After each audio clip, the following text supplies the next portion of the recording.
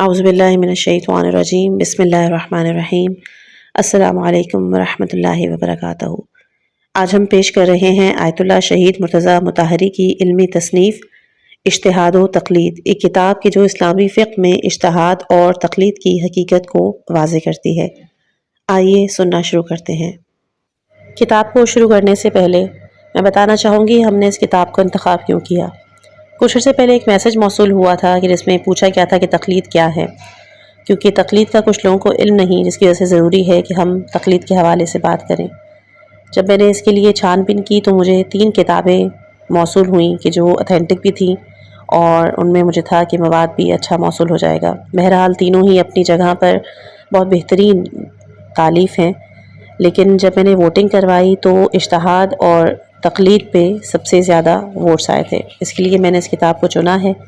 अगर बाकी तो भी अगर आप कोई भी चाहता है कि उनको भी पढ़ा जाए तो ज़रूर इस वीडियो के नीचे कमेंट ज़रूर कीजिएगा। बहरहाल किसी और तमहीद के बग़ैर चलते हैं अपनी इस किताब की तरफ। बिस्मिल्लाहिर्रहमानिर्रहीम। सूरह तौबा आयत नंबर 22 में खुदावंद मुतआल इरशाद फरमाता है, तमाम मोमिनों के लिए कूच करना तो मुमकिन नहीं है, मगर ऐसा क्यों नहीं करते कि हर ग्रोह में से एक जमात निकले ताकि दीन का इल्म हासिल करे और वापस जाकर अपने इलाके के बाशिंदों को ख़बरदार करें, शायद वो इस तरह डरने लगें। इज्तिहाद की तारीफ़।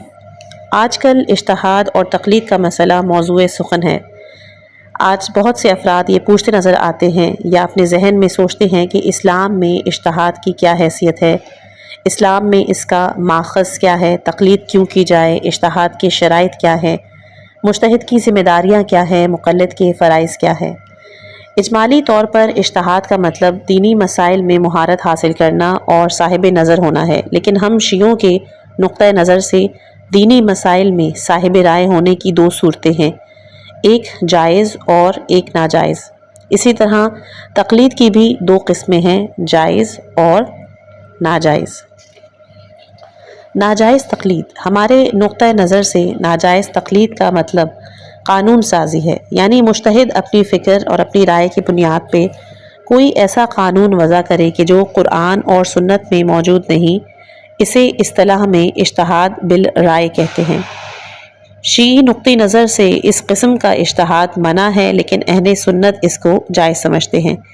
अहले सुन्नत जब कानून साज़ी के मसादिर और शरई दलीलों को बयान करते हैं तो कहते हैं किताब, सुन्नत, इज्तिहाद। इज्तिहाद को जिससे मुराद इज्तिहाद बिल राय है, कुरान और सुन्नत की सिफ़ में शुमार करते हैं। इस इख्तिलाफ़ नज़र का सबब अहले सुन्नत का ये नज़रिया है कि किताब और सुन्नत के ज़रिए बनने वाले क़वानीन महदूद हैं, हालांकि वाक़यात हादसात लामहदूद हैं। लिहाजा किताब व सुन्नत के अलावा एक और मस्तर ज़रूरी है जिसके सहारे इलाही क़वानीन बनाए जा सकें, और ये मस्तर वही है कि जिसे हम इज्तिहाद बिल राय के नाम से याद करते हैं।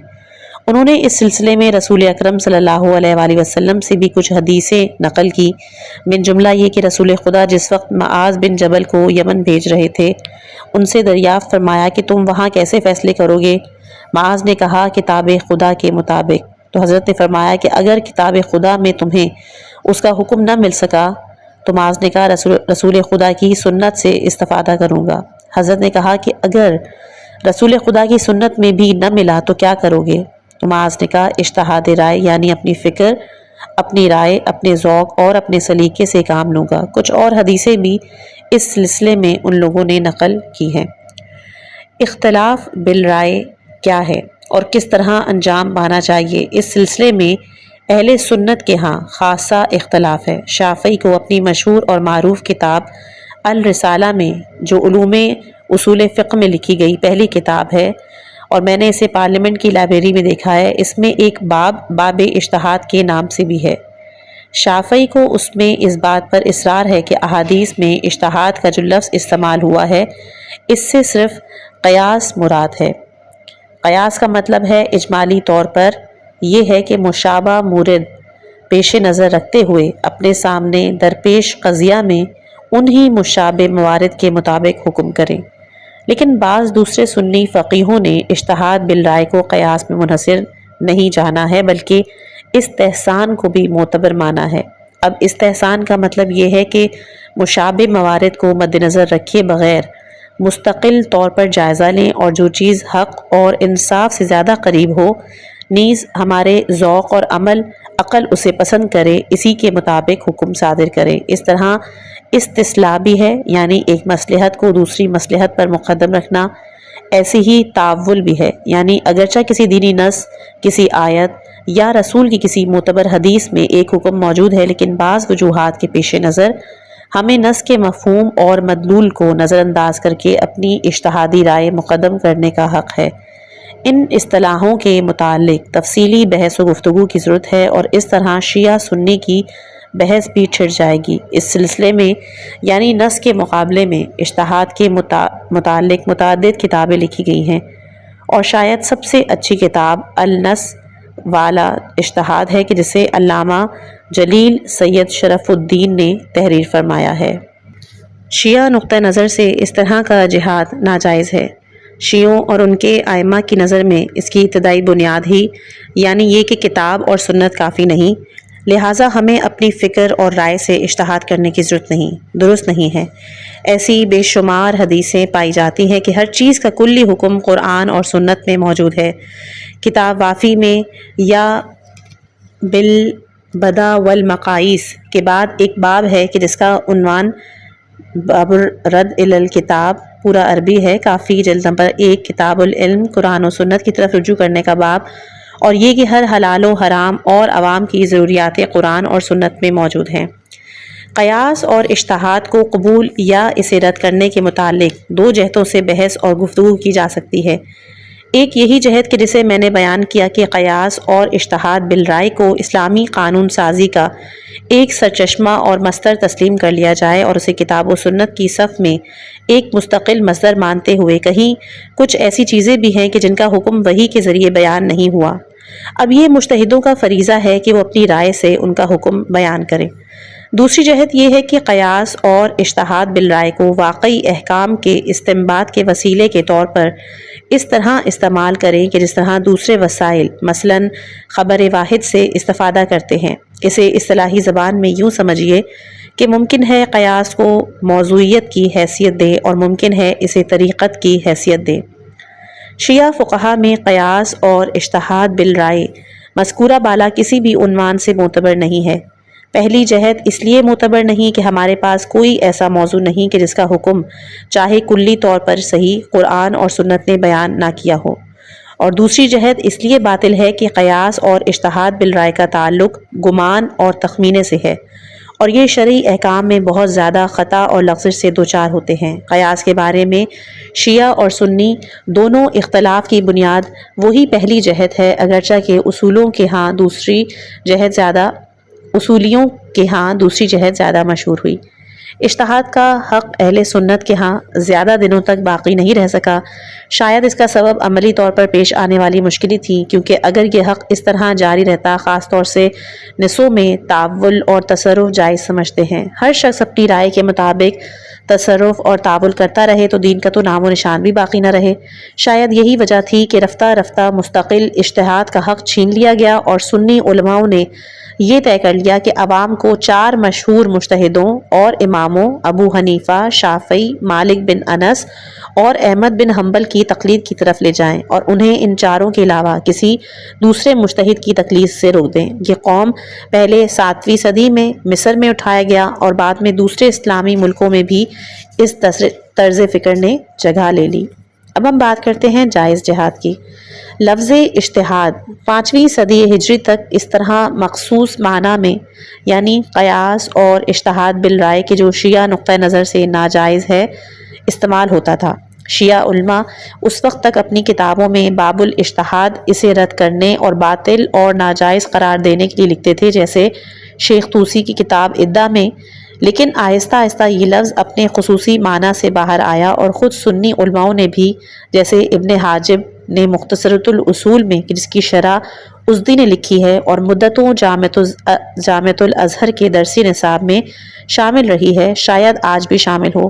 ان سے پہلے غزالی نے اپنی ایک مشہور کتاب المصطفیٰ میں لفظ اجتہاد کو اجتہاد بالرائے کے اس مخصوص معنی میں استعمال نہیں کیا، کہ جو کتاب و سنت کے مقابلے میں ہیں، بلکہ انہوں نے شرعی حکم حاصل کرنے کے لیے سعی اور کوشش کے اس عالم معنی میں استعمال کیا ہے جسے ان لفظوں میں بیان کیا جاتا ہے، جس کا مطلب ہے معتبر شرعی دلیلوں کے ذریعے شرعی احکام کے استنباط کی انتہائی کوشش کرنا۔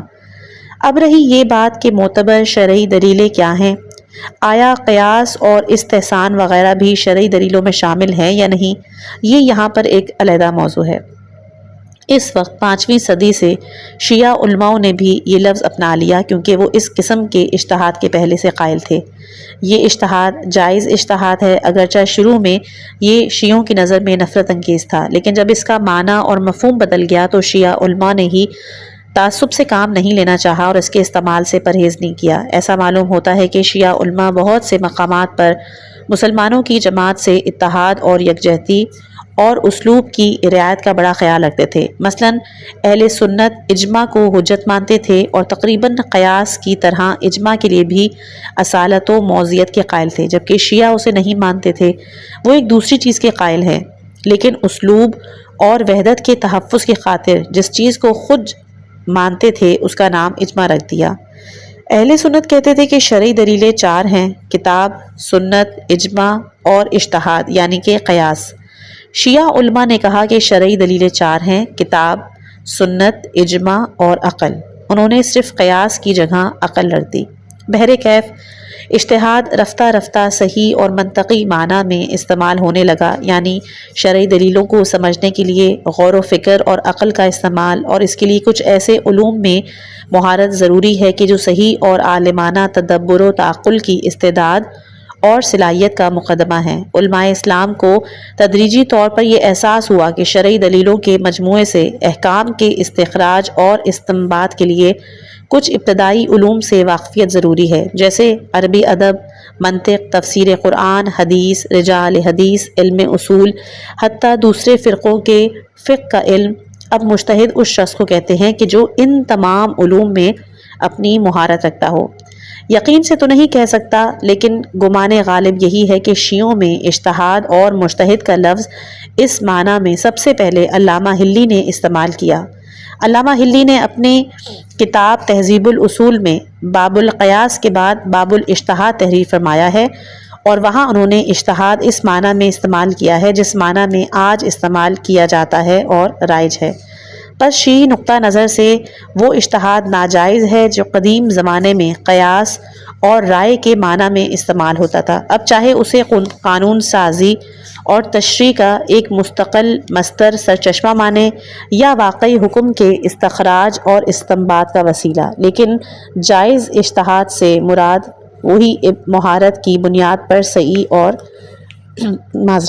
لیکن جائز اجتہاد سے مراد فنی مہارت کی بنیاد پر صحیح اور کوشش ہے۔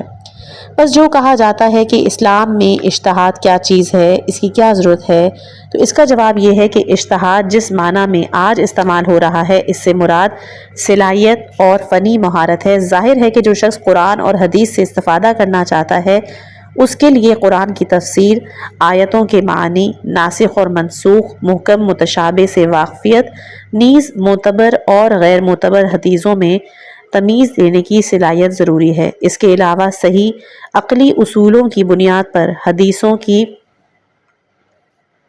کے آپسی ٹکراؤ کو ممکنہ حد تک حل کر سکتا ہے، مذہب کے اجمالی اور متفق علیہ مسائل کو تشخیص دے سکتا ہو۔ خود قرآنی آیتوں اور حدیثوں میں کچھ کلی اصول اور قواعد ذکر کرتے ہوئے دنیا کے تمام علوم میں پائے جانے والے تمام اصولوں اور فارمولوں کی طرح ان شرعی اصول اور قواعد کے استعمال کے لیے بھی مشق، تمرین، تجربہ اور مہارت ضروری ہے۔ ایک ماہر صنعت کار کی طرح اسے یہ معلوم ہونا چاہیے کہ مواد کے ڈھیر میں سے کون سا مواد انتخاب کرنا ہے، اس میں مہارت اور استعداد ہونی چاہیے۔ خاص طور سے حدیثوں میں بہت زیادہ الٹ پھیر اور جعل سازی ہوئی ہے، صحیح اور غلط حدیثیں آپس میں غلط ملت ہیں، اس میں صحیح حدیث کو غلط حدیث سے تشخیص دینے کی صلاحیت ہونی چاہیے۔ مختصراً یہ کہ اس کے پاس اس قدر ابتدائی اور مقدماتی معلومات فراہم۔ شیعوں میں اخباریت کا رواج۔ میں یہاں اس خطرناک تحریک کا ذکر ضروری سمجھتا ہوں کہ تقریباً 4 صدی قبل شیعہ دنیا میں اجتہاد کے موضوع سے متعلق وجود میں آئی، اور وہ اخباریت کی تحریک ہے۔ اگر کچھ جید اور دلیر علماء نہ ہوتے اور اس تحریک کا مقابلہ کر کے اسے سرکوب نہ کرتے تو نہیں معلوم کہ آج ہماری کیا حالت ہوتی۔ دبستان اخباریت کی عمر 4 صدی سے زیادہ نہیں۔ اس اسکول کے بانی ملا امین استرابادی ہیں کہ جو بذات خود بہت ذہین تھے۔ بہت سے شیعہ علماء نے ان کا اتباع کیا ہے۔ خود اخباریوں کا دعویٰ ہے کہ شیخ صدوق کے زمانے تک کے تمام قدیم شیعہ علماء اخباری تھے، لیکن حقیقت یہ ہے اخباریت ایک اسکول اور کچھ معین اصول اور قوانین کی شکل میں کہ جو عقل کی حجیت کے منکر ہوں، قرآن کی حجیت اور سندیت کی یہ بہانہ بنا کر منکر ہو کہ قرآن صرف پیغمبر کی کہ اہل بیت ہی سمجھ سکتے ہیں۔ ہماری ذمہ داری فقط اہل بیت علیہم السلام کی حدیثوں کی طرف رجوع کرنا ہے، اور اجماع سنیوں کی بدعت ہے۔ لہٰذا ادلہ اربع یعنی قرآن، سنت، اجماع اور عقل میں سے صرف سنت حجت ہے، اور وہ تمام حدیثیں کہ جو کتب اربع یعنی کافی، من لا یعذر الفقیہ، تہذیب اور استبصار میں بیان ہوئی ہیں، صحیح اور معتبر بلکہ قطعی صدور ہے، یعنی رسول خدا صلی اللہ علیہ وآلہ وسلم اور ائمہ طاہرین علیہم السلام سے ان کا صادر ہونا یقینی ہے۔ ان اصولوں کا پیرو اسکول 400 سال پہلے موجود نہیں تھا۔ شیخ طوسی نے اپنی کتاب عدۃ الاصول میں بعض قدیم علماء کو مقلدہ کے نام سے یاد کیا ہے اور ان پر نکتہ چینی کی ہے، تاہم ان کا اپنا کوئی اسکول اور دبستان نہیں تھا۔ شیخ طوسی نے انہیں مقلدہ اس لیے کہا کہ وہ اصول دین میں بھی روایتوں سے استدلال کرتے تھے۔ بہرحال اخباریت کا اسکول اجتہاد اور تقلید کے دبستان کے خلاف ہے۔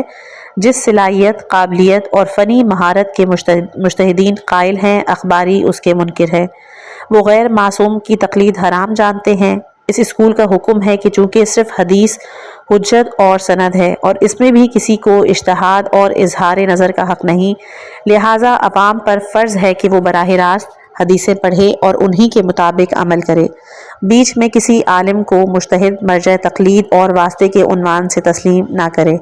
ملا امین استرابادی نے کہ جو اس دبستان کے بانی ہیں اور بذات خود ذہین، صاحب مطالعہ اور جہاں دیدہ تھے، انہوں نے الفوائد المدینہ نامی ایک کتاب تحریر فرمائی۔ موصوف نے اس کتاب میں مجتہدوں سے بڑی سخت جنگ لڑی، خاص طور سے عقل کی حجیت کے انکار کے لیے ایڑی چوڑی کا زور صرف فرمایا۔ ان کا دعویٰ ہے کہ عقل صرف محسوسات یا محسوسات سے قریب مسائل جیسے کہ ریاضیات میں حجت ہے، اس کے سوا اس کا کوئی اعتبار نہیں۔ بدقسمتی سے یہ فکر اس وقت سامنے آئی کہ جب یورپ میں حسی فلسفے نے جنم لیا۔ وہ لوگ علوم سائنس میں عقل کی حجیت کے منکر تھے اور یہ حضرت دین میں انکار کر بیٹھے۔ اب یہ نہیں معلوم کہ موصوف نے یہ فکر کہاں سے حاصل کی، ان کی اپنی ایجاد ہے یا کسی سے سیکھا ہے۔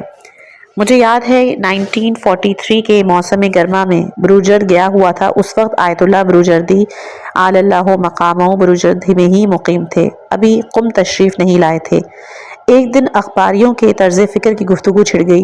آیت اللہ بروجردی نے اس طرز فکر پر تنقید کرتے ہوئے فرمایا، اخباریوں کے درمیان اس فکر کی پیدائش یورپ میں حسی فلسفے کی لہر کے زیر اثر عمل میں آئی ہے۔ یہ بات میں نے ان سے اس وقت سنی تھی کہ جب آپ قم تشریف لائے اور آپ کے درس اصول میں حجیتی قطع کا موضوع زیر بحث آیا۔ مجھے امید تھی کہ آپ دوبارہ وہی بات فرمائیں گے، لیکن افسوس انہوں نے اس کا کوئی تذکرہ نہیں کیا۔ اب مجھے نہیں معلوم کہ یہ صرف ان کا خیال اور گمان تھا جو انہوں نے بیان کیا، یا واقعاً ان کے پاس کوئی دلیل موجود تھی۔ خود مجھے ابھی تک کوئی ایسی دلیل نظر نہیں آئی ہے، اور بعید نظر آتا ہے کہ اس زمانے میں یہ حسی فکر مغرب سے مشرق تک پہنچی ہو، لیکن آیت اللہ بروجردی بھی کبھی دلیل کے بغیر کوئی بات نہیں کرتے تھے۔ اب مجھے افسوس ہو رہا ہے کہ اس وقت میں نے اس سلسلے میں ان سے سوال کیوں نہیں کیا۔ اخباریت کا مقابلہ۔ بہر صورت اخباریت عقل کے خلاف ایک تحریک تھی۔ اس اسکول پر عجیب و غریب جمود حکم فرما تھا۔ خوش قسمتی سے وحید بہبہانی ہی ہے، معروف بے آقا آل آقا حضرات آپ ہی کی نسل سے ہیں۔ آپ کے شاگردوں شیخ انصاری آل اللہ مقامہ جیسے دلیر اور سمجھدار افراد نے اس اسکول کا ڈٹ کر مقابلہ کیا۔ وحید بہبہانی کربلا میں تھے۔ اس زمانے میں ایک ماہر اخباری صاحب حدائق بھی کربلا میں ساکن تھے۔ دونوں کا اپنا اپنا حلقہ درس تھا۔ وحید بہبہانی اجتہادی اسکول کے حامی تھے اور صاحب حدائق اخباری مسلک کے پیرو۔ فطری طور پر دونوں کے درمیان سخت فکری جنگ جاری تھی۔ آخرکار وحید بہبہانی نے صاحب حدائق کو شکست دے دی۔ کہتے ہیں کاشف الغطا بحر العلوم اور سید مہدی شہرستانی جیسے وحید بہبہانی کے جید شاگرد پہلے صاحب حدائق کے شاگرد تھے اور بعد میں صاحب حدائق کا حلقہ درس چھوڑ کر وحید کے حلقہ درس میں شامل ہو گئے۔ البتہ صاحب حدائق نرم مزاج اخباری تھے۔ خود ان کا دعویٰ تھا کہ ان کا مسلک وہی ہے کہ جو علامہ مجلسی کا مسلک تھا۔ ان کا مسلک اصولی اور اخباری کے درمیان کی ایک چیز ہے۔ علاوہ وہ بڑے مومن، خدا ترس، متقی، پرہیزگار انسان تھے۔ باوجود کہ وحید بہبہانی ان کے سخت مخالف تھے، وہ ان کے پیچھے نماز پڑھنے سے منع کرتے تھے، لیکن وہ اس کے برعکس کہتے تھے کہ آقائے وحید کے پیچھے نماز پڑھنا صحیح۔ کہتے ہیں موصوف نے مرتے وقت وصیت کی تھی کہ ان کی نماز جنازہ وحید بہبہانی ہی پڑھائیں۔ اخباریت کے خلاف شیخ انصاری کی جدوجہد کا انداز یہ تھا کہ آپ نے علم اصول فقہ کی بنیادوں کو محکم بنایا۔ کہتے ہیں خود شیخ انصاری فرمایا کرتے تھے کہ اگر امین استرابادی زندہ ہوتے تو میرا اصول مان لیتے۔ اخباری اسکول اس مقابلہ آرائی کے نتیجے میں شکست کھا گیا اور اب اس مسلک کے پیرو گوشہ و کنار میں خال خال ہی نظر آتے ہیں، لیکن ابھی بھی اخباریت کے سارے افکار کہ جو ملا امین کی پیدائش کے بعد بڑی تیزی سے پھیلے ہیں، لوگوں کے ذہنوں میں داخل ہوئے اور تقریباً 200 سال تک چھائے رہے، ذہنوں سے باہر نہیں نکلے۔ آج بھی آپ دیکھتے ہیں کہ بہت سے لوگ حدیث کے بغیر قرآن کی تفسیر جائز نہیں سمجھتے۔ بہت سے اخلاقی اور سماجی مسائل بلکہ بعض فقہی مسائل میں بھی اخباریت کا جمود طاری ہے۔ فی الحال ان کے متعلق تفصیلی بحث کی گنجائش نہیں۔ ایک چیز کہ جو عوام کے درمیان اخباری فکر پھیلنے کا باعث ہوئی وہ اس کا عوام پسند پہلو ہے، کیونکہ وہ کہتے تھے ہم تو اپنے پاس سے کچھ بھی نہیں کہتے، ہم کلام معصوم کے سامنے سر تسلیم خم کیے ہوئے ہیں، ہمیں صرف قال الباقر و قال الصادق سے سروکار ہے، اپنی طرف سے کچھ نہیں کہتے، معصوم کا کلام بیان کرتے ہیں۔ شیخ انصاری فرائد الاصول میں براعت اور احتیاط کے بحث میں سید نعمت اللہ جزائری سے کہ جو اخباری مسلک کے پیرو تھے، وہ نقل کرتے ہیں کہ وہ کہتے ہیں کیا کوئی صاحب عقل یہ احتمال دے سکتا ہے کہ قیامت کے دن خدا کے کسی بندے یعنی کہ کسی اخباری کو حاضر کیا جائے اور اس سے پوچھا جائے کہ تم نے کس بنیاد پر عمل کیا؟ وہ جواب دے گا کہ میں نے معصومین علیہم السلام کے حکم کے مطابق عمل کیا۔ جہاں کہیں معصومین علیہم السلام کا فرمان مجھے نہیں ملا، میں نے احتیاط کی، کیا ایسے شخص کو جہنم میں لے جایا جائے گا اور اس شخص کو بہشت میں جگہ دی جائے گی کہ جو کلام معصوم علیہ السلام کو اہمیت نہیں دیتا تھا اور ہر حدیث کسی نہ کسی بہانے سے ٹھکرا دیتا تھا، یعنی کہ اجتہادی دبستان کا پروردہ شخص ہرگز نہیں۔ تو مجتہدین اس کا جواب یہ دیتے ہیں کہ اس قسم کی اطاعت اور تسلیم قول معصومین علیہم السلام کی اطاعت اور ان کے فرمان کے سامنے سر تسلیم خم کرنا نہیں ہے، بلکہ جہالت کے آگے سر جھکانا ہے۔ اگر واقعاً یہ معلوم ہو جائے کہ معصوم علیہ السلام نے فلاں بات کہی ہے تو ہم بھی اسے بے چوں اور چرا قبول کرتے ہیں، لیکن آپ حضرات یہ چاہتے ہیں کہ جو کچھ بھی سنیں اس کی سند، معنی، مفہوم میں تحقیق کیے بغیر جاہلوں کی طرح اسے قبول کر لیں۔ اب یہاں چند ایک نمونے پیش کر رہے ہیں کہ جس سے اخباریت کے جامع طرز فکر اور اجتہادی نقطہ نظر کے درمیان فرق واضح ہو جائے گا۔ دو طرز فکر کے ایک نمونے۔ بہت سی حدیثوں میں امامے کا تحت الحنک گردن میں لپیٹے رہنے کا حکم دیا گیا ہے۔ صرف نماز میں ہی نہیں بلکہ ہر وقت ہر جگہ اس سلسلے کی ایک حدیث موجود ہے۔ مومن اور مشرک کا فرق گلے میں تحت الحنک لپیٹنا ہے۔ کچھ اخباریوں نے اس طرح کی حدیثوں سے تمسک کر کے کہا کہ تحت الحنک ہمیشہ گلے میں پڑا رہنا چاہیے، لیکن ملا محسن فیض مرحوم نے باوجود کہ اجتہاد کو وہ اچھی نظر سے نہیں دیکھتے تھے، اپنی کتاب وافی کے باب الرضی والتجمل میں اس سلسلے میں ایک قسم کا اجتہاد کیا۔ وہ فرماتے ہیں کہ قدیم زمانے میں مشرکوں کا شیوا تھا کہ وہ تحت الحنک امامے کے اوپر باندھتے تھے اور اس عمل کو اقتعاد کے نام سے یاد کیا جاتا تھا۔ اگر کوئی یہ کام کرتا تو اس کا مطلب یہ ہوتا تھا کہ مشرکوں کے گروہ میں شامل ہوں۔ چنانچہ یہ حدیث اس عملی اور شیوے کے خلاف مبارزہ کرنے اور مشرکوں کو اس سمبل کی پیروی نہ کرنے کی خاطر ہے، لیکن آج جبکہ وہ سمبل ختم ہو چکا ہے تو پھر اس حدیث کا کوئی موضوع باقی نہیں۔ آج چونکہ کوئی شخص تحت الحنک گلے میں نہیں لپیٹتا، لہٰذا اب تحت الحنک گلے میں لپیٹنا حرام ہے، کیونکہ اس صورت میں وہ لباس شہرت کی شکل اختیار کر لے گا اور لباس شہرت حرام ہے۔ یہاں اخباریت کا جمود کہتا ہے کہ حدیث میں صرف تحت الحنک لپیٹنے کا حکم بیان ہوا ہے، لہٰذا اس کے بارے میں بحث اور اجتہاد کرنا فضول ہے۔ لیکن اجتہادی فکر کہتی ہے کہ ہمیں دو چیزوں کا حکم دیا گیا ہے، ایک مشرکوں کے سمبل سے اجتناب اور دوسرے لباس شہرت سے پرہیز۔ جس وقت وہ سمبل دنیا میں موجود تھا، مسلمین اس سے اجتناب کرتے تھے اور گلے میں تحت الحنک لپیٹتے رہنا سب پر واجب تھا، لیکن آج جبکہ یہ موضوع متنفی ہو چکا ہے، اب یہ مشرکوں کا سمبل نہیں رہا ہے، عملی طور پر اب کوئی بھی تحت الحنک نہیں لپیٹتا، لہٰذا اب کوئی شخص یہ عمل بجا لاتا ہے تو وہ لباس شہرت کا مصداق ہے اور حرام ہے۔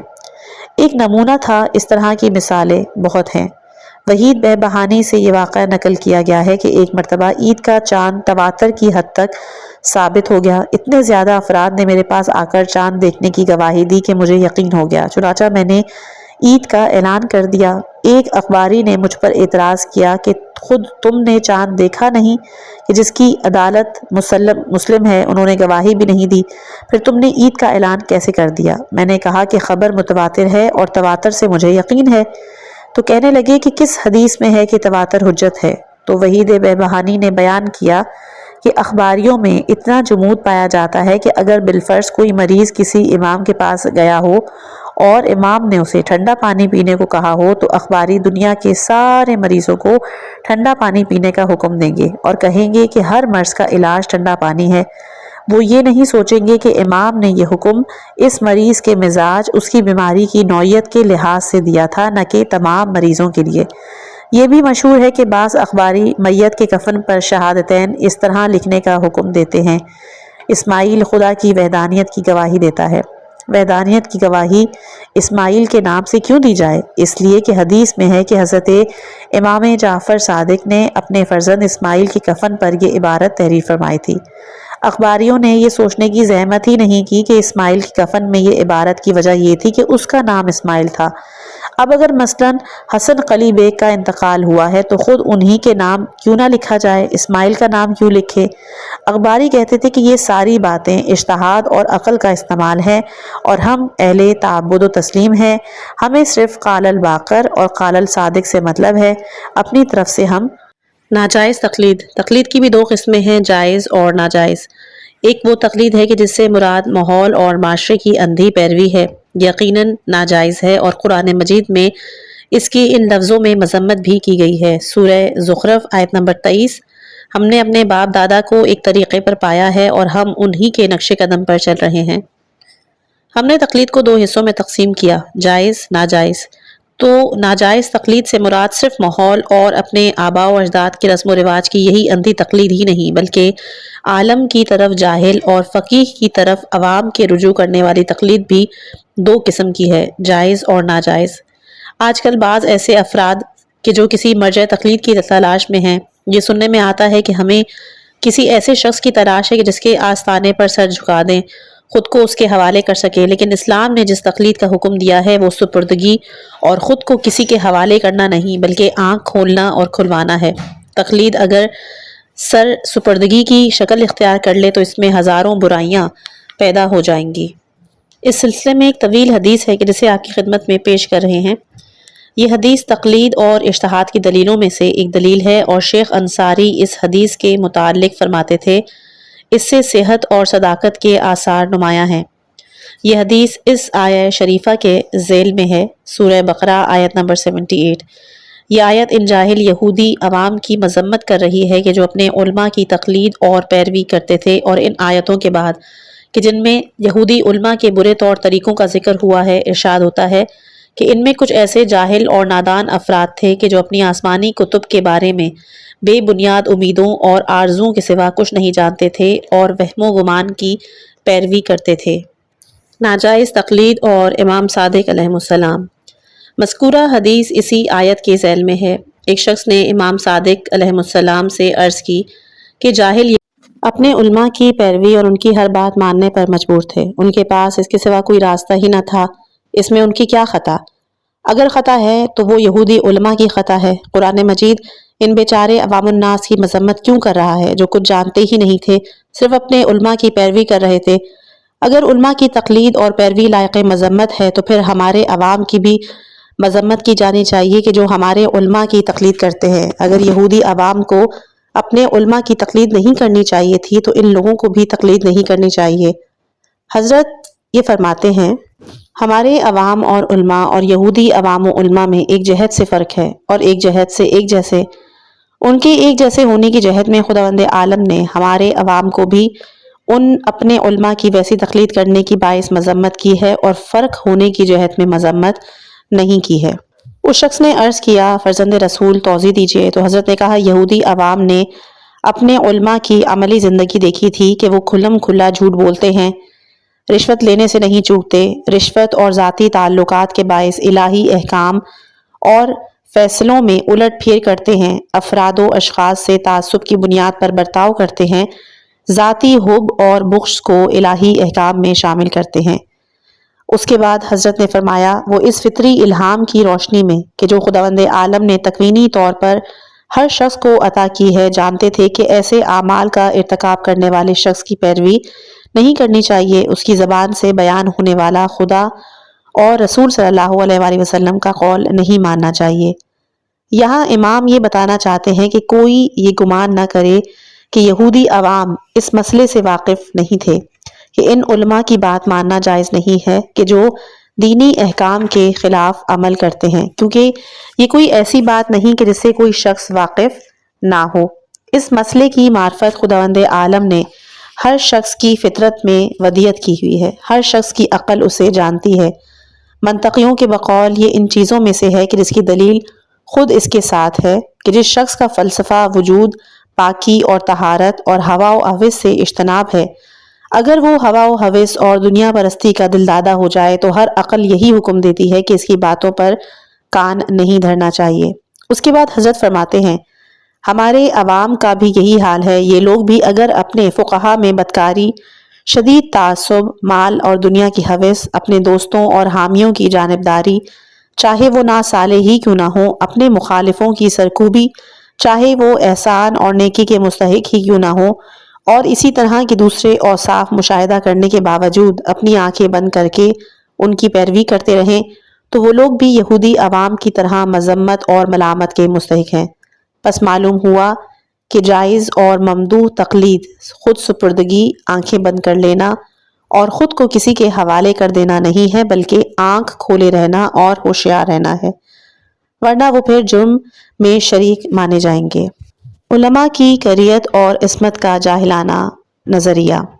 بعض افراد یہ خیال کرتے ہیں کہ گناہ کی تاثیر ہر شخص میں یکساں نہیں ہے۔ عام لوگوں پر گناہ اثر انداز ہوتا ہے اور ان کے عدالت اور تقوی زائل کر دیتا ہے، لیکن علماء پر وہ کارگر ثابت نہیں ہوتا۔ وہ ایک قسم کی کریت اور ایک طرح کی عصمت کے مالک ہیں کہ جو فرق آب قلیل اور آب کثیر میں ہے، وہی فرق عوام اور علماء میں ہے۔ اگر آب کثیر ایک کر کے برابر ہو تو وہ نجاست کے مل جانے سے نجس نہیں ہوتا، نجاست اس پر اثر انداز نہیں ہوتی، جبکہ اسلام کسی کے لیے کریت اور اعتصام کا قائل نہیں، یہاں تک کہ خود پیغمبر اکرم صلی اللہ علیہ وآلہ وسلم کے لیے بھی قرآن مجید سورہ انعام آیت نمبر 15 میں کہتا ہے، اے پیغمبر کہہ دو کہ اگر میں بھی گناہ کروں تو مجھے بھی یوں یوم عظیم کا خوف ہے، کیونکہ ارشاد ہوتا ہے سورہ زمر آیت نمبر 65، اگر آپ کے عمل میں شرک کا شائبہ آ جائے تو آپ کا عمل رائگاں چلا جائے گا۔ یہ سب ہمیں بتانے کے لیے یہاں کسی قسم کا امتیاز نہیں ہے کہ کسی کو کریت اور اعتصام حاصل نہیں ہے کہ چاہے جتنا گناہ کرتے جائیں ان کی عدالت اور تقوی پر حرف نہ آئے گا۔ قرآن مجید میں موسیٰ علیہ السلام اور عبد صالح کی جو داستان بیان ہوئی وہ بڑی عجیب داستان ہے۔ اس داستان سے ایک عظیم درس یہ ملتا ہے کہ تابع اور پیرو صرف اسی وقت تک پیشوا اور رہنما کی اطاعت اور اس کے سامنے سر تسلیم خم کر سکتا ہے جب تک پیشوا قانون کی خلاف ورزی نہ کرے، اصول نہ توڑے، برائی کی طرف مائل نہ ہو۔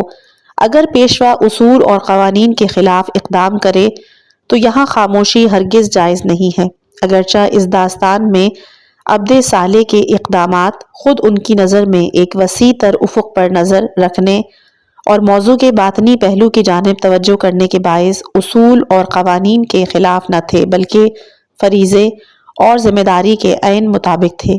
لیکن نکتہ یہ ہے کہ موسیٰ علیہ السلام نے صبر کیوں نہیں کیا، اعتراض کیوں کر بیٹھے، باوجود کہ وہ وعدہ کرتے تھے اور خود کو تلقین کرتے تھے کہ اعتراض نہیں کریں گے، لیکن پھر بھی اعتراض کر بیٹھتے۔ موسیٰ علیہ السلام کا کمزور پہلو ان کا اعتراض کرنا نہیں تھا بلکہ موضوع کی حقیقت اور اس کے باطن سے ناواقفیت تھی۔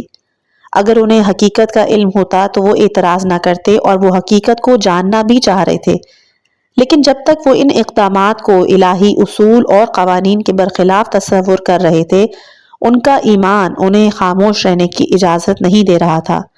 بعضوں کا کہنا ہے کہ اگر قیامت تک عبد صالح کے اقدامات جاری رہتے تو موسیٰ علیہ السلام بھی اعتراض اور تنقید سے باز نہ آتے مگر یہ کہ حقیقت موضوع سے باخبر ہو جاتے۔ موسیٰ علیہ السلام ان سے کہتے ہیں، سورہ کہف آیت نمبر 66 میں ہے، کیا آپ مجھے اجازت دیں گے کہ میں آپ کی پیروی کروں تاکہ آپ مجھے تعلیم دیں؟ تو عبد صالح یہاں کیا فرماتے ہیں سورہ کہف آیت نمبر 67 میں کہ تم میری مصاحبت برداشت اور جو کچھ دیکھو گے اس کے متعلق خاموش نہیں رہ سکتے۔ اس کے بعد خود ہی اس کی وجہ بتائے دیتے ہیں سورہ کہف آیت نمبر 68 کہ جب تم کوئی بظاہر غلط کام ہوتا دیکھو گے اور اس کی حقیقت اور راز سے بھی واقف نہ ہوگے تو کیسے خاموش رہ سکتے ہو؟ موسیٰ علیہ السلام نے آگے فرمایا سورہ کہف کی آیت نمبر 69 کہ انشاءاللہ آپ مجھے صابر پائیں گے اور آپ کی نافرمانی نہیں کروں گا۔ موسیٰ علیہ السلام نے یہ نہیں کہا کہ راز کا پتہ ہو یا نہ ہو میں صبر کروں گا، بلکہ صرف اتنا کہا کہ مجھے امید ہے کہ یہ صبر و تحمل مجھ میں پیدا ہو جائے۔ البتہ موسیٰ علیہ السلام میں یہ تحمل اس وقت پیدا ہوگا کہ جب وہ ان اقدامات کے راز سے واقف ہو۔ اس کے بعد عبد صالح نے موسیٰ علیہ السلام سے مزید واضح اور پکا وعدہ لینا چاہا کہ راز معلوم ہو یا نہ ہو اعتراض نہ کریں یہاں تک کہ وقت آنے پر میں خود اس کی وضاحت کروں۔ سورہ کہف کی آیت نمبر 70 میں ہے، اگر میرے ساتھ آنا چاہتے ہو تو سب کچھ دیکھ بھی چپ رہنا ہوگا، بعد میں خود توضیح دوں گا۔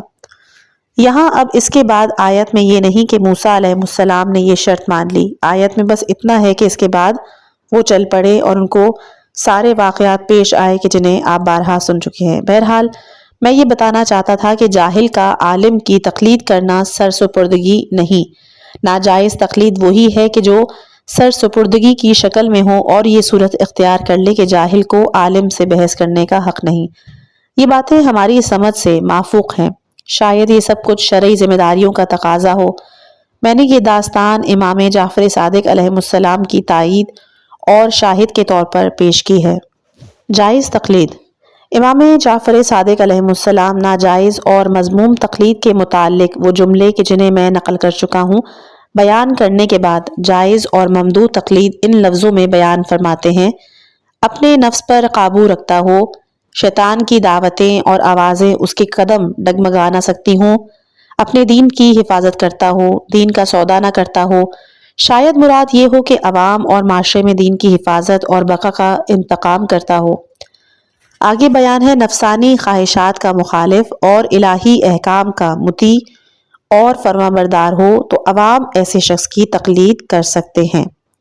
البتہ یہ نقطہ واضح ہے کہ نفسانی خواہشات کی مخالفت میں ایک عالم اور عام شخص کے درمیان فرق ہے، کیونکہ ہر شخص کی خواہش نفس کچھ معین امور میں ہوتی ہے کہ جو ان کی خواہش نفس الگ ہے اور بوڑھے کی خواہش نفس الگ۔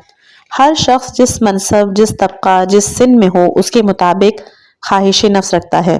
ایک عالم دین کی نفس پرستی کا معیار یہ نہیں ہے کہ وہ شراب پیتا ہے یا نہیں، جوا کھیلتا ہے یا نہیں، نماز اور روزہ ترک کرتا ہے یا نہیں۔ اس کی ہوا پرستی کا معیار عہدہ اور منصب کی خواہش، شہرت اور محبوبیت سے لگاؤ، ہاتھ چموانے کی آرزو، اپنے آگے پیچھے لوگوں کے چلنے کی تمنا، اپنا اقتدار مضبوط بنانے کے لیے بیت المال کا استعمال، اپنے ساتھیوں، عزیز و اقربا، خاص طور سے اپنی صاحبزادوں کو بیت المال وغیرہ میں خرد برد کی کھلی چھوٹ اور اس طرح کی دوسری چیزیں ہیں۔ امام اس کے بعد فرماتے ہیں، یہ اعلیٰ اور عرفہ اوصاف اور فضائل صرف بعض شیعہ فقہا میں پائے جا سکتے ہیں، تمام شیعہ فقہا میں نہیں۔ یہ حدیث اپنے آخری جملوں کے لحاظ سے مسئلہ اجتہاد اور تقلید کی ایک دلیل ہے۔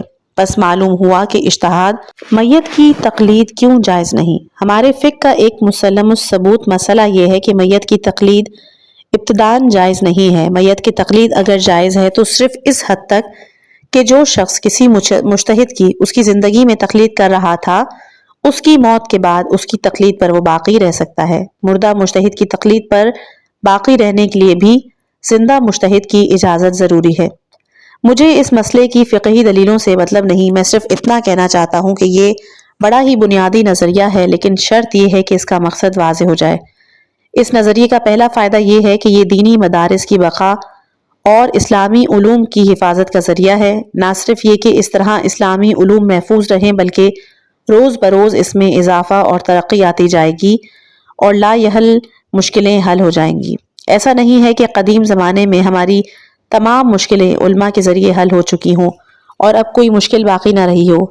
کلام، تفسیر، فقہ اور دوسرے اسلامی علوم میں ہزاروں معمے اور مشکلیں ہیں۔ بہت سی مشکلیں ماضی میں عظیم علماء حل کر چکے ہیں اور بہت سی مشکلیں باقی ہیں، اور یہ مستقبل کے علماء کی ذمہ داری ہے کہ وہ انہیں حل کریں اور تدریجی طور پر ہر موضوع میں مزید جامع اور بہتر کتابیں تحریر کریں۔ اس سلسلے کو آگے بڑھائیں جس طرح ماضی میں علماء نے تدریجی طور پر تفسیر کو آگے بڑھایا، فقہ کو آگے بڑھایا، کلام کو آگے بڑھایا۔ یہ قافلہ رکنا نہیں چاہیے۔ پس زندہ مجتہدوں کی تقلید اور ان کی طرف عوام کی توجہ اسلامی علوم کی بقا اور ارتقاء کا ایک ذریعہ ہے۔ دوسرا سبب یہ ہے کہ مسلمان ہر روز اپنی زندگی میں نئے نئے مسائل سے دوچار ہوتے ہیں۔ ان مسائل میں اپنی ذمہ داری کا علم نہیں، لہٰذا ایسے زندہ فقیہوں اور زندہ افکار کی ضرورت ہے کہ جو یہ عظیم احتیاج برطرف کر سکیں۔ اجتہاد اور تقلید سے متعلق ایک حدیث ہے، احتجاج طبرسی جلد نمبر 3 صفحہ 28، نئے واقعات میں ہماری حدیثوں کے راویوں کی طرف رجوع کرو۔ احادیثنا کے بجائے یہاں پر حدیثنا ہے۔ حوادث واقعہ یہی نئے مسائل ہیں کہ جو ہر صدی میں، ہر دور میں، ہر سال پیش آتے ہیں۔ مختلف زمانوں، مختلف صدیوں کی فقہی کتابوں کی چھان بین سے یہ پتہ چلا کہ لوگوں کی ضروریات کے مطابق تدریجی طور پر فقہ میں نئے مسائل داخل ہوئے ہیں۔ فقہا نے ان کا جواب دینے کی کوشش فرمائی، اس لیے رفتہ رفتہ فقہ کی ضخامت بڑھتی گئی۔ اگر کوئی شخص تحقیقی نقطہ نظر سے حساب لگائے تو سمجھا جا سکتا ہے کہ فلاں اور فلاں مسئلہ کس صدی میں، کس علاقے میں، کس ضرورت کے تحت فقہ میں شامل ہوا۔ اگر زندہ مجتہد ان نئے مسائل کا جواب نہ دے تو پھر زندہ اور مردہ مجتہد کی تقلید میں کیا فرق؟ بہتر ہے کہ ہم بعض مردہ مجتہدوں مثلاً شیخ انصاری کی، کہ جو خود زندہ مجتہدوں کے اعتراف کے مطابق سب سے زیادہ عالم اور محقق تھے، تقلید کریں۔ بنیادی طور پر اجتہاد کا فلسفہ کلی احکام کو جدید مسائل اور بدلتے ہوئے حادثات پر منطبق کرنے میں نہاں ہے۔ واقعی مجتہد وہی ہے کہ جو یہ فلسفہ حاصل کر سکے، اس کے معلوم ہو کہ موضوعات کس طرح بدلتے ہیں، ساتھ ساتھ ان کے احکام بھی بدل جاتے ہیں، ورنہ پرانے اور تحقیق شدہ مسائل میں تحقیق کرنا اور کسی القوا کو العہود سے بدل دینا یا العہود کو القوا میں تبدیل کر دینا تو کوئی ہنر نہیں۔ اس کے لیے اتنے ہنگامے کی ضرورت نہیں، البتہ اجتہاد کے لیے بہت سی شرائط اور مقدمات کی ضرورت ہے۔ مجتہد کو مختلف علوم کا ماہر ہونا، جیسے عربی، ادب، منطق، اصول فقہ، حتیٰ کہ تاریخ اسلام، تمام اسلامی فرقوں کی فقہ کا علم ہونا چاہیے۔ پھر مدتوں مشق و تمرین کی ضرورت، تب کہیں ایک واقعی جید فقیہ وجود میں آتا ہے۔ فقط نحو، صرف، معانی، بیان، منطق کی چند کتابیں اور پھر فرائض، مقاصد، کفایہ جیسی سطح کی 3-4 کتابیں پڑھ کر اور چند برتمک درس میں شرکت کر کے کوئی اجتہاد کا دعویٰ نہیں کر سکتا اور وسائل و جواہر کے سامنے رکھ کر فتوے صادر نہیں کر سکتا۔ اسے تفسیر و حدیث یعنی حضرت رسول خدا صلی اللہ علیہ وآلہ وسلم سے امام حسن عسکری علیہ السلام تک کے 250 سال پر محیط ادوار میں بیان ہونے والی ہزاروں حدیثوں، نیز ان حدیثوں پر صادر ہونے والے ماحول یعنی اسلام اور تمام اسلامی فرقوں کی فقہ، نیز رجال اور راویوں کے طبقوں کا مکمل علم ہونا چاہیے۔ آیت اللہ بروجردی علی اللہ مقامہ واقعاً فقیہ تھے، مجھے کسی کا نام لینے کی عادت نہیں، وہ بھی جب تک زندہ تھے میں نے اپنی تقریروں میں ان کا نام نہیں لیا، لیکن اب جبکہ وہ اس دنیا سے رخصت ہو چکے ہیں کسی لالچ کا شائبہ نہیں رہ گیا، یہ عرض کر رہا ہوں کہ آپ واقعاً ایک ممتاز اور زبردست فقیہ تھے، تفسیر، حدیث، رجال، درایت، تمام اسلامی فرقوں کی فقہ پر مکمل دسترس رکھتے تھے۔ فتووں میں فقیہ کے تصورات کی جھلک۔ فقیہ اور مجتہد کا کام شرعی احکام کا استنباط اور استخراج ہے، لیکن موضوع کے بارے میں اس کی معلومات اور کائنات کے متعلق اس کے تصورات کو اس کے فتووں میں ایک بڑا دخل ہوتا ہے۔ جن موضوعات کے متعلق فتویٰ صادر کر رہا ہے ضروری ہے کہ ان کے متعلق بھرپور معلومات رکھتا ہو، مگر کسی ایسے فقیہ کو تصور کریں کہ جو گھر یا مدرسے میں گوشہ نشینی کی زندگی گزار رہا ہے، اس کا موازنہ ایک ایسے فقیہ سے کریں کہ جو زندگی کے مسائل میں دخیل ہے۔ یہ دونوں فقیہ شرعی دلیلوں کی طرف رجوع کرتے ہیں، لیکن دونوں کا استنباط اور فتویٰ الگ ہوگا۔ ایک مثال عرض کرتا ہوں، فرض کیجئے جس شخص نے تہران میں زندگی گزاری ہو یا تہران ہی جیسے کسی شہر میں زندگی بسر کی ہو جہاں آب کر، آب جاری کی فراوانی ہو، نہریں اور کنویں موجود ہو، یہ شخص فقیہ ہے۔ طہارت و نجاست کے متعلق فتویٰ دینا چاہے تو اپنی ذاتی زندگی کے تجربات کے پیش نظر جب طہارت و نجاست کی روایتوں کا مطالعہ کرے گا تو اس کا استنباط اور احتیاط اور بہت سی چیزوں سے اجتناب کے ہمراہ ہوگا۔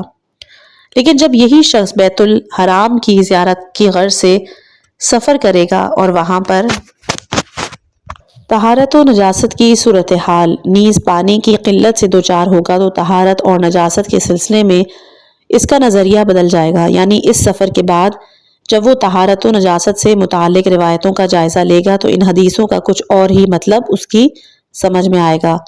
اگر کوئی شخص فقہا کے فتووں کا آپس میں موازنہ کرے اور پھر ان کے حالات زندگی نیز زندگی کے مسائل میں ان کے طرز فکر کا جائزہ لے تو اس پر یہ حقیقت آشکار ہو جائے گی کہ ایک فقیہ کے ذہنی تصورات اور دنیا کے بارے میں اس کی معلومات کس قدر اس کے فتووں پر اثر انداز ہوتی ہے، یہاں تک کہ عرب فقیہ کے فتووں سے عربیت کی بو، عجمی فقیہ کے فتووں سے عجمیت کی بو آتی ہے، دیہاتی فقیہ کے فتووں میں دیہات کی جھلک اور شہری فقیہ کے فتووں میں شہری جلوے نظر آتے ہیں۔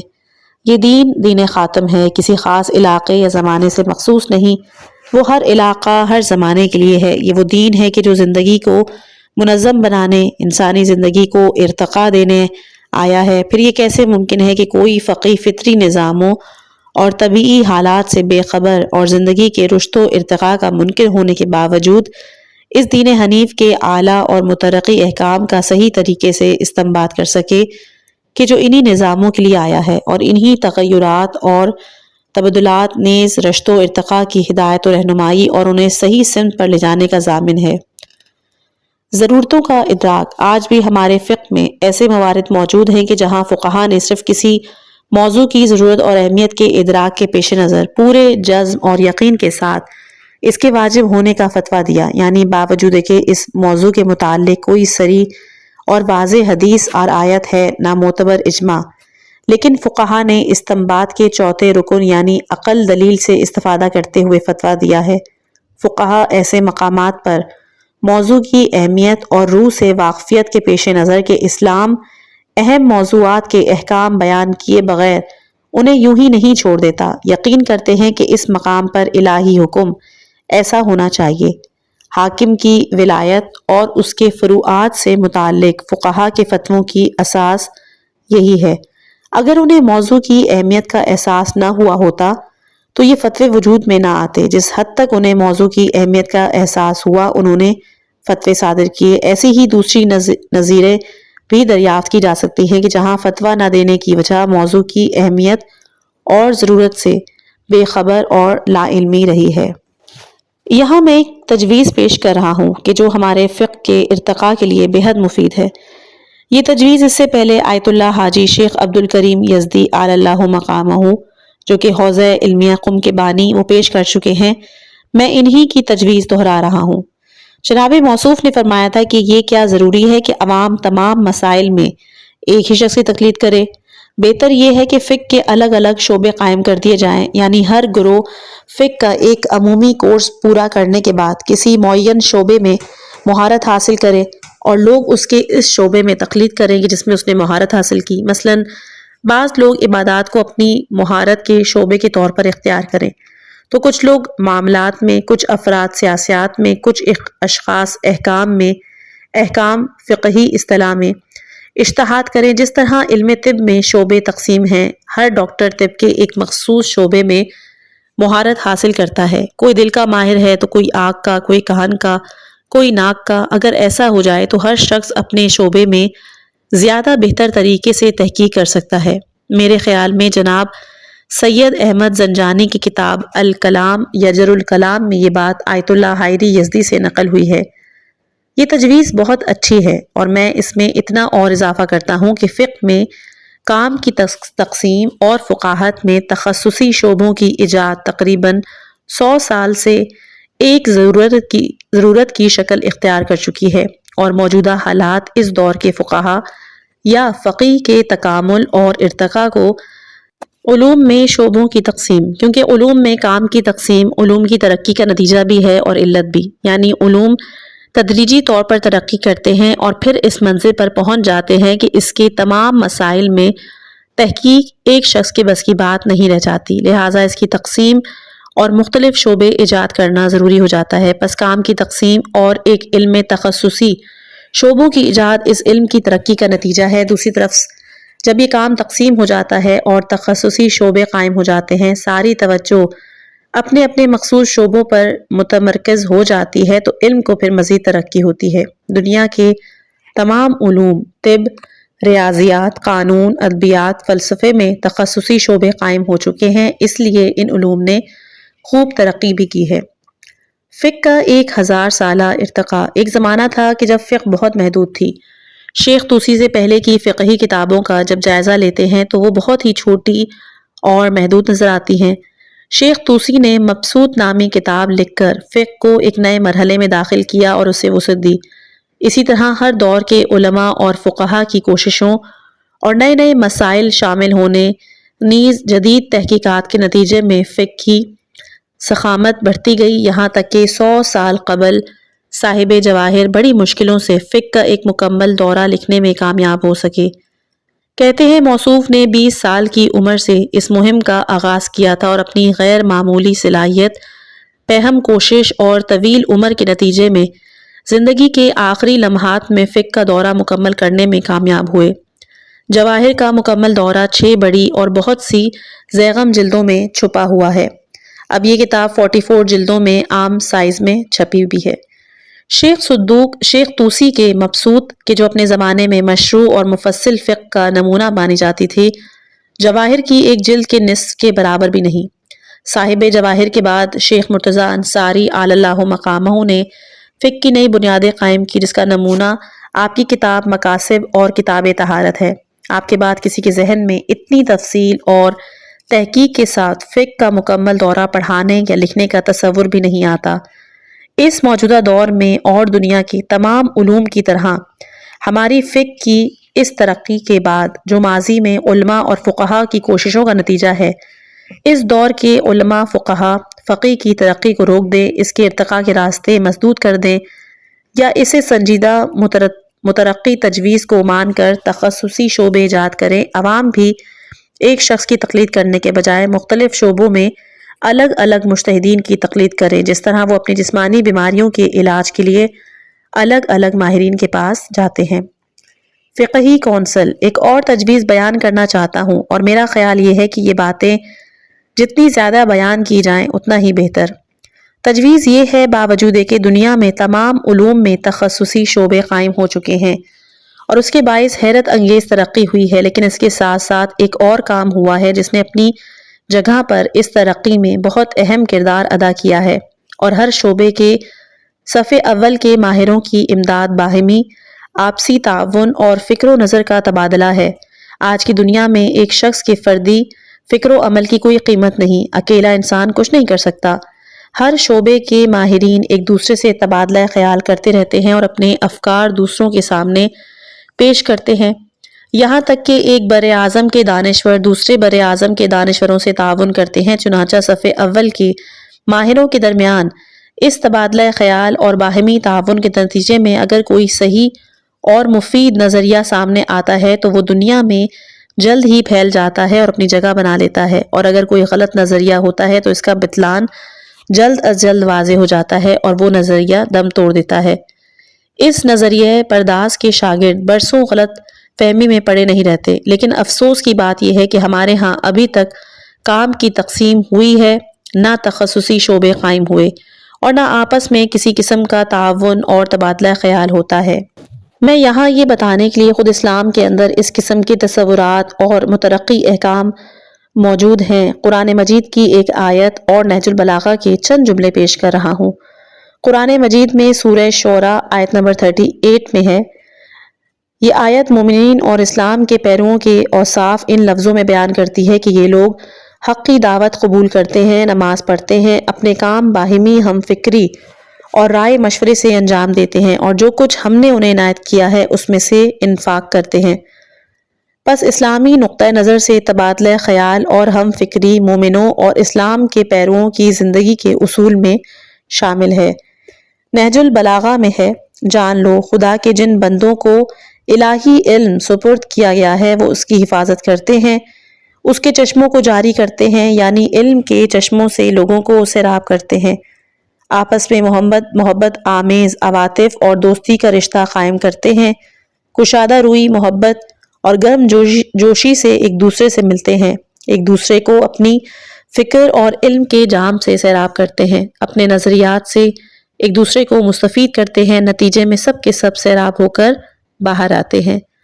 اگر فقاہت کی علمی کونسل قائم ہو جائے اور تبادلہ خیال کا عمل باقاعدہ طور سے انجام پائے تو فقہ میں رونما ہونے والی ترقی کے علاوہ فتووں کا اختلاف بھی کافی حد تک برطرف ہو جائے گا۔ اگر ہمارا دعویٰ یہ ہے کہ ہماری فقہ بھی دنیا کے واقعی علوم کا ایک حصہ ہے تو ہمیں بھی ان اسلوبوں سے استفادہ کرنا پڑے گا جسے دوسرے علوم میں فائدہ اٹھایا جا رہا ہے۔ اگر ہم ان اسلوبوں کو کام میں نہ لائیں تو اس کا مطلب یہ ہے کہ ہماری فقہ علوم کی صف سے خارج ہے۔ کچھ اور بھی تجویزیں ہیں لیکن انہیں بیان کرنے کا اب وقت نہیں رہا۔ میں نے اس آیت کو سرنامہ کلام بنایا۔ سورہ توبہ آیت نمبر 122۔ یہ آیت واضح لفظوں میں حکم دے رہی ہے کہ کچھ مسلمانوں کو دین میں تفقہ کر کے دوسروں کو اپنے تفقے سے بہرہ مند کرنا چاہیے۔ تفقہ فقہ سے بنا ہے۔ فقہ کا معنی صرف سمجھنا ہی نہیں بلکہ گہرائی اور شے کی حقیقت کے متعلق بھرپور بصیرت کے ساتھ سمجھنے کو فقہ کہتے ہیں۔ راغب اصفہانی اپنی کتاب مفردات میں کہتے ہیں کہ فقہ ظاہر و آشکار امر کے ذریعے کسی مخفی اور پوشیدہ حقیقت کے انکشاف کا نام ہے۔ تفقہ کی تعریف میں کہتے ہیں کہ کسی چیز کو تلاش کیا اور اس میں مہارت حاصل کر لی۔ یہ آیت مسلمانوں سے کہتی ہے کہ دین کے معرفت سطحی نہیں ہونی چاہیے بلکہ گہرائی میں اتر کر غور و فکر کریں، احکام کی روح اور فلسفے کو سمجھنے کی کوشش کریں۔ یہ آیت اجتہاد اور فقاہت کی دلیل ہے اور یہی آیت ہماری تجویزوں کی سند ہے۔ جس طرح اس آیت کی روشنی میں اسلام میں تفقہ و اجتہاد کی بساط بچھائی گئی، اسی طرح اس آیت کے فرمان کے مطابق اس کی بساط میں مزید وسعت دی جائے، ضرورتوں پر مزید توجہ دی جائے، فقہی کونسل میدان عمل قدم رکھے، اجتماع سے کٹ کر انفرادی اقدامات منسوخ قرار دے دیے جائیں، تخصصی شعبے قائم کیے جائیں تاکہ ہماری فقہ اپنا ارتقائی سفر جاری رکھ سکے۔ یہ استاد شہید جلیل القدر مفکر حضرت آیت اللہ المرتضیٰ مطہری کی تقریر تھی کہ جو آپ نے 1961 میں حضرت آیت اللہ بروجردی علی اللہ مقامہ کی۔ یہ تھی آیت اللہ مرتضیٰ مطہری کی کتاب اجتہاد و تقلید۔ امید ہے کہ آپ کو یہ آڈیو بک پسند آئی ہوگی۔ مزید علمی اور دینی کتب سننے کے لیے ہمارے چینل کو سبسکرائب کریں اور دعا میں یاد رکھیں۔ خداوند متعال سے دعا ہے کہ آپ سب کو بھی دنیا اور آخرت کی کامیابی عطا کرے۔ والسلام علیکم ورحمۃ اللہ وبرکاتہ۔